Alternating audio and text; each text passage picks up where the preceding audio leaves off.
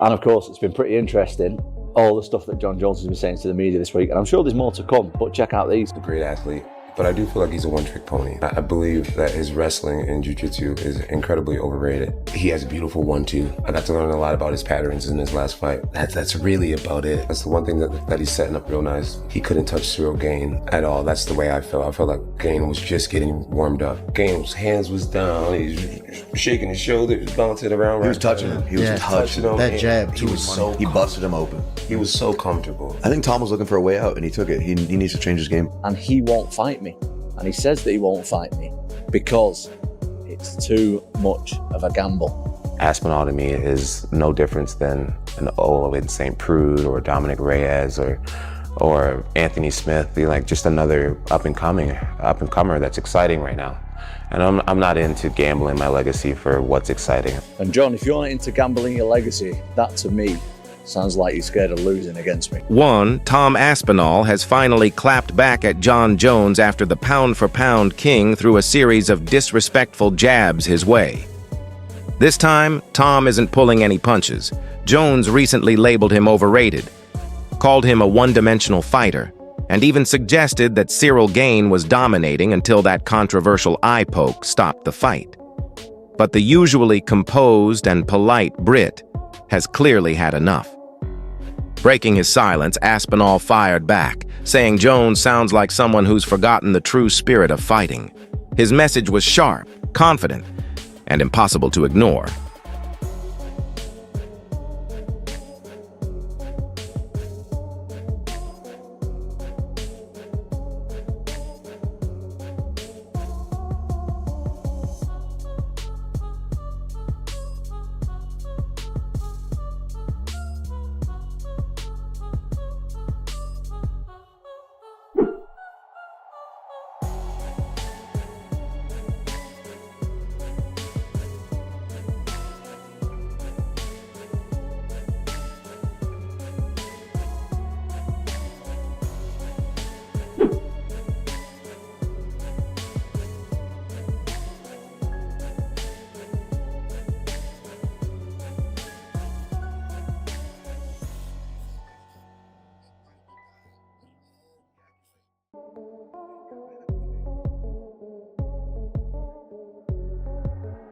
I'll be interested to see if he wins his next fight. Cyril Gane, supposedly. There's a video that hasn't gone viral, but one of his losses, he was very much an adult.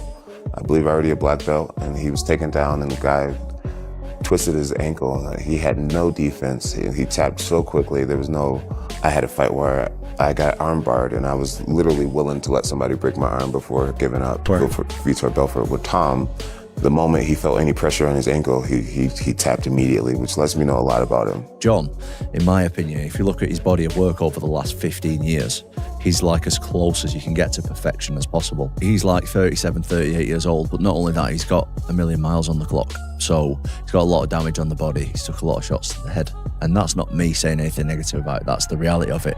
And I'm sure Jon Jones is aware of that. And he's fighting one of the most concussive punchers in UFC history. And I just think I can exploit it. Like, I think to get out the way of me for 25 minutes at this point in his career without getting hit once, and that's all I need is just one, I think that's going to be very difficult for anybody. The fight not happening. Well, it could be for two reasons. It's either that Jon Jones is using a strategy to have more money. You can say it, JSP. Go for it. Come on, say what you want to say. But I think that's why he's doing it. Okay. You know, if he's doing it just to hold the title, to serve the wave, this is not. And if he has no intention of coming back, that's not right. You know. But if he does it for as a strategy to have more money, I can understand why. But I think that the UFC needs to do something to get things moving. Either pay him what he wants, or like make negotiation happen, or get things moving. Because athletes as a window, they can't wait forever. And when that window is passed, your money-making machine is broke, is finished. Yeah. Do you think that's a fight that the UFC needs right now? Well, there's a lot of other fights to make, like Ilyas Topuria, they have Islam Makhachev, they have like Mira. There's so many guys that are very fun to watch. Islam Makhachev, Khamzat Chimaev. There's so many stars. I think it's as a fan, I would have loved to see this fight. It just depends if Jon Jones really want to do this. And if the UFC needs to take action, you know, like sit at the table with Jon Jones seriously and commit and make it happen, or either, you know, move on, you know. It doesn't seem like Jon really likes the topic very much. He actually walked off a podcast, the Full Send Show, the other day because he got asked about the topic, and really he was like, "Yeah, I'm done here," and just kind of got up and walked off. Yeah. Tom loves talking about it. Yeah, of course, because he's young and hungry. But UFC needs to do something, you know, like, and I think Jon needs to give his prize. Tom Aspinall responded sharply, saying, "How can anyone call me overrated when I haven't even had the chance to show my full skill set? Every opponent I've faced, I've finished. No one's lasted long enough for me to display everything I can do." And honestly, he's got a point. Aspinall has ended nearly all of his UFC bouts in dominant fashion, fast, decisive, and brutal. He's one of the rare heavyweights who moves with the speed of a middleweight, hits with knockout power, and can choke out anyone if the fight goes to the ground. But his momentum hit a wall, not because of lack of talent, but because Jon Jones kept the division frozen. Jones avoided defending his title, leaving contenders like Tom waiting in limbo for more than a year. When Aspinall finally stepped back into the octagon, fate dealt him one of the worst hands imaginable. A double eye poke from Cyril Gane that turned the fight into a no contest, robbing fans of a clear result.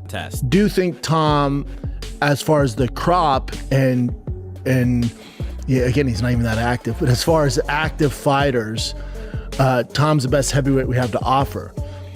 That being said, I love Tom. I'm a big believer in Tom. But there are some holes in his game if you watch enough fighting. Even though he's starching everybody, he's not starching elite level guys. He's beating and demolishing guys that are offered to him, but the heavyweight division has never been weaker. So you're basically the king of the mediocre heavyweight division. But again, not his fault.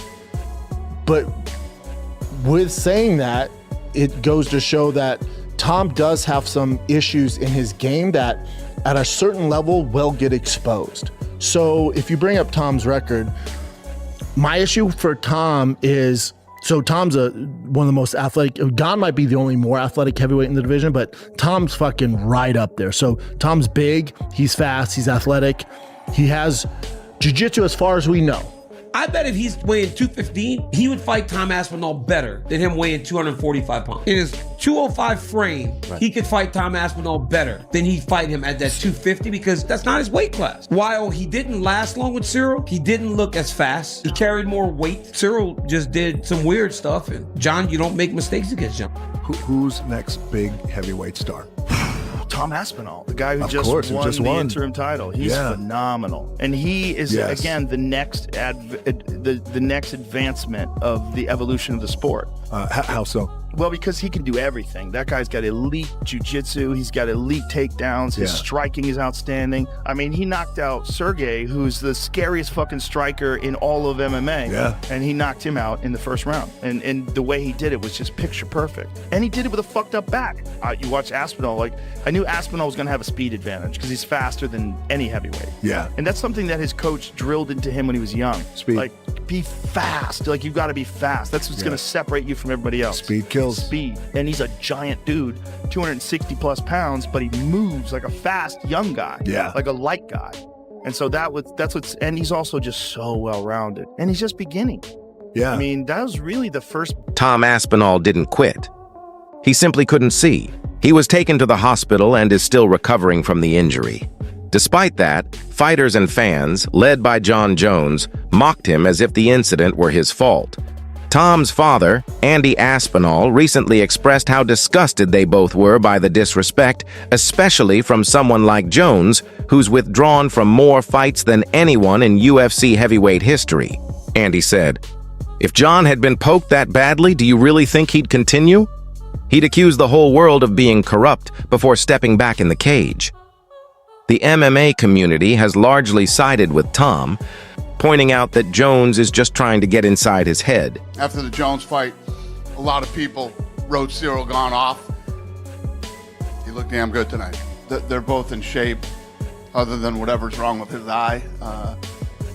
Both guys are not injured, or so as soon as possible. I can't make people fight, right? If I want to put together a fight, I can't make people fight. And you definitely can't make somebody continue if they feel they've been injured. Only Tom knows what happened. Could he see? Couldn't he see? Could he continue? Only he knows that. The fight just got over however long ago. What makes sense is to do the rematch. It makes sense. Sitting here tonight, so yeah, that makes sense. I'm not saying that's what's going to happen. Anything can happen between now and, when I get him. We're not talking this Tuesday. I go from here to Saudi. I go to Qatar, then Saudi. I'm still here for another 8 or 9 days. So I don't know what's going to happen. I'm not saying anybody's going to be a #1 contender outside of Cyril Gane. I don't know. But right here, right now, being honest, which I never do this ever, is talk about, what next fight's going to happen. The rematch is what makes sense.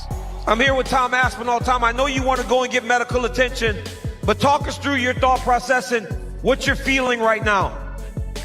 Guys, I just got poked knuckle deep in the eyeball. Why are you booing? What am I supposed to do about it? I didn't do the poke. I can't see. Tom, they should not be booing. I agree with you. You waited a long time for this moment. Talk to the disappointment of this being how it ends. This is bullshit. The fight was just getting going. Complete bullshit. Pissed off. Tom, what can you see now? Is it double? Like, what are you seeing when you try to open your eye? I can hardly open my eye. Look. Look at this here. Look at it. Can double poke both eyeballs. What the fuck is this here, both? Yeah, it was double. It was double. What the fuck is this? Hey, Tom, listen, you are still the heavyweight champion. I know you want to be active. I know you want to fight. We hope to see you back in the octagon soon. Ladies and gentlemen, the heavyweight champion, Tom Aspinall. Classic Jon Jones mind games, but this time they're falling flat. Tom Aspinall isn't biting. He's keeping his cool, saying he'll let his next performance do the talking. When he's fully recovered, he plans to prove that not only is he not overrated, but he's the future of the heavyweight division. And that's what makes this whole situation even more interesting. The more Jones keeps talking, the more fans are starting to wonder. Maybe it's not Aspinall who's overrated. Maybe it's Jon Jones who's afraid. Tom has made one thing clear. Once he's cleared to fight, he's coming for whoever holds that title. Whether it's Jon Jones, Alex Pereira, or anyone else who wants to run their mouth, his goal stays the same: to show the world he's the best heavyweight alive. After everything that's happened, this rivalry isn't just business anymore. It's personal.